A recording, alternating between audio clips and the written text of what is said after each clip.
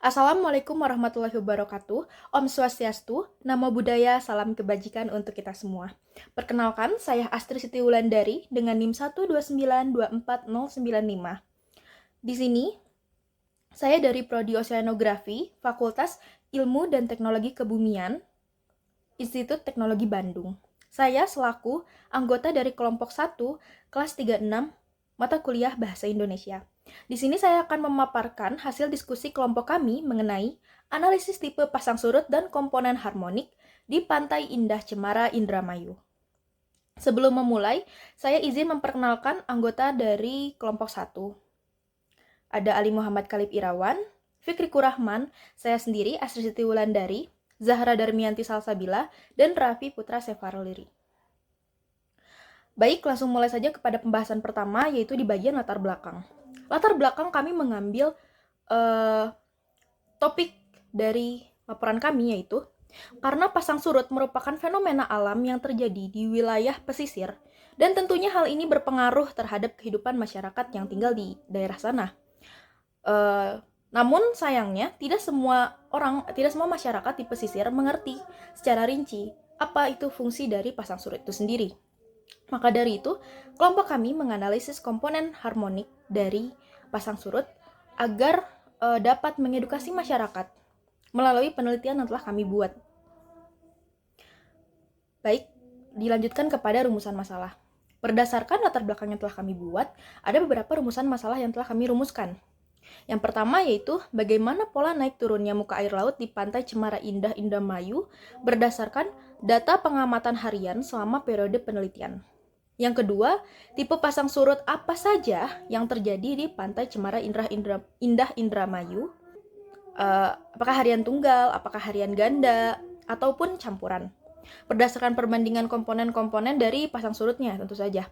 Nah, yang ketiga atau yang terakhir itu merupakan komponen pasang surut mana saja yang paling besar amplitudonya dan yang paling berpengaruh terhadap perubahan tinggi muka air laut di lokasi penelitian. Nah, untuk mengerti lebih jauh lagi mengenai hal ini, ada beberapa tujuan yang ingin kami capai gitu. Yang pertama itu ada mengamati dan mendeskripsikan pola naik turunnya muka air laut di Pantai Cemara Indramayu berdasarkan data deret waktu tertentu atau time series tertentu. Yang kedua yaitu menentukan tipe pasang surut yang terjadi. Ya, bisa seperti diurnal, semi-diurnal, ataupun campuran dengan menggunakan metode perbandingan komponen harmonik. Lalu yang terakhir yaitu mengidentifikasi komponen pasang surut yang paling dominan atau yang paling besar gelombangnya gitu, yaitu komponen yang memiliki amplitudo paling besar. Nah, untuk membahas hal ini lebih lanjut, maka ada beberapa teori dasar yang telah kami kumpulkan. Yang pertama mengenai pasang surut. Jadi apa itu pasang surut? Pasang surut adalah suatu fenomena di dalam oceanografi berupa naik turunnya muka air laut secara periodik yang disebabkan oleh gaya tarik gravitasi bulan dan matahari terhadap massa air di bumi. Jadi, pasang surut itu merupakan fenomena naik turunnya muka air laut yang disebabkan oleh komponen luar gitu, komponen eksternal bumi. Dilanjutkan dengan komponen harmonik. Berdasarkan frekuensi yang terjadi, pasang dan surut dalam satu hari, pasang surut dapat diklasifikasikan menjadi beberapa tipe utama. Yang pertama ada pasang surut harian tunggal atau bisa disebut diurnal, ada pasang surut harian ganda atau semi-diurnal, dan pasang surut campuran atau mixed tide. Komponen utama yang sering dijadikan acuan dalam analisis pasang surut ini merupakan komponen harmonik. Jadi, komponen harmonik ini berkaitan dengan variasi posisi bulan, matahari terhadap bumi, seperti itu. Dan juga dilanjutkan dengan yang seperti telah disinggung beberapa kali, yaitu adanya amplitudo. Nah, apa itu amplitudo? Amplitudo itu merupakan simpangan terjauh gelombang dari titik seimbangnya. Semakin besar gelombangnya, maka semakin tinggi getaran yang terjadi di daerah pesisir tersebut. Oke, dilanjut ke metodologi bagaimana kami mengumpulkan data.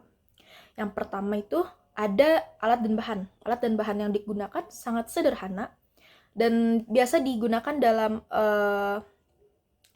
kuliah lapangan dari mahasiswa oceanografi ITB, yaitu palem pasut. Palem pasut sendiri merupakan alat untuk mengukur batas atas dan batas bawah dari gelombang, seperti itu. Agar mengetahui rata-rata dari si pasang surutnya. Lalu yang kedua ada log sheet untuk mencatat seluruh data yang telah ditemukan. Lalu yang ketiga ada kamera untuk mendokumentasikan hasil dari batas atas dan batas bawah tersebut. Dilanjutkan dengan langkah pengukuran dari pasang surut. Yang pertama ada data elevasi muka air laut itu diambil setiap 15 menit sekali. Dengan pengambilan data diambil 2 foto, yaitu batas atas dan batas bawahnya. Yang kedua itu pengukuran dilakukan secara duplo. Duplo itu bergantian dengan selang waktu 10 detik. Dilakukan setiap 10 detik. Dan untuk yang batas atas batas bawahnya itu selama 15 menit. Untuk yang ketiga itu dilakukan hal yang sama untuk 15 menit selanjutnya hingga datanya itu terkumpul selama 24 jam atau bisa lebih dari itu. Yang ketiga, data yang telah ditemukan dimasukkan ke dalam log sheet atau dicatat. Oke, lanjut ke hasil yang telah kami dapatkan. Hasil dari pengukuran menggunakan palem pasut didapatkan dari sekitar pukul 8.45 hingga pukul 8.45 selanjutnya. Karena datanya terlalu banyak, maka tidak dimasukkan semuanya seperti itu. Setelah datanya itu didapatkan, dikumpulkan selama 24 jam tadi, maka selanjutnya akan diolah dan dihitung menggunakan bilangan Formzal. Nah, apa sih bilangan Formzal itu? Bilangan Formzal adalah bilangan untuk menganalisis amplitudo terbesar dari komponen harmonik pasang surut seperti itu. Nah, berdasarkan data harian palem pasut yang telah dikumpulkan oleh kami selama 24 jam tersebut, didapatkanlah nilai mean sea level atau rata-rata dari si pasang surutnya merupakan 95,25 cm. Ini rata-rata tinggi muka air laut yang telah dicatat dari data 24 jam tadi. Lalu ada estimasi amplitudo harian tunggal atau K1 ditambah O1. Itu sebesar 25,97 cm dan estimasi amplitudo harian ganda atau M2 plus S2-nya 23,63 cm. Maka bilangan Formzal yang kami peroleh yaitu sebesar 1,009. Seperti itu. Nah, lanjut ke bagian pembahasan. Di sini didapatkan bahwa dengan nilai F sama dengan 1,001 dari tabel klasifikasi tipe pasut, maka dia itu termasuk ke mixed tide.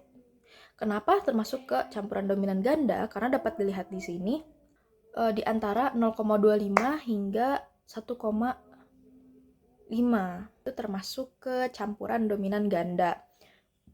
Campuran dominan ganda ini ciri-cirinya terjadi 2 kali pasang dan 2 kali surut, tetapi tinggi dan waktunya berbeda seperti itu. Nah, sudah saya lakukan visualisasi data time series-nya menggunakan Python. Didapatkan bahwa scatter plot menunjukkan bahwa di sini juga terlihat terjadi 2 kali pasang, terjadi 2 kali surut. Berdasarkan tujuan yang telah kami capai, dapat disimpulkan bahwa dalam deret waktu 24 jam ditemukan pola 2 kali pasang dan 2 kali surut dengan waktu yang berbeda. Lalu ada perhitungan metode bilangan Formzal yang memperoleh nilai sebesar 1,099. Ya, yang ini menandakan bahwa dia itu campuran dominan ganda, yaitu mixed tide. Yang terakhir yaitu komponen pasang surut yang paling dominan adalah kelompok harian tunggal, yaitu nilai K1 dan nilai O1-nya dengan nilai amplitudo sebesar 25,97 cm. Seperti itu. Oke, selanjutnya sudah selesai. Terima kasih. Maaf jika masih terdapat kekurangan dari pembahasan saya. Semoga pembahasan yang saya bawakan dapat bermanfaat bagi semuanya. Wabillahi taufik wal hidayah. Wassalamualaikum warahmatullahi wabarakatuh.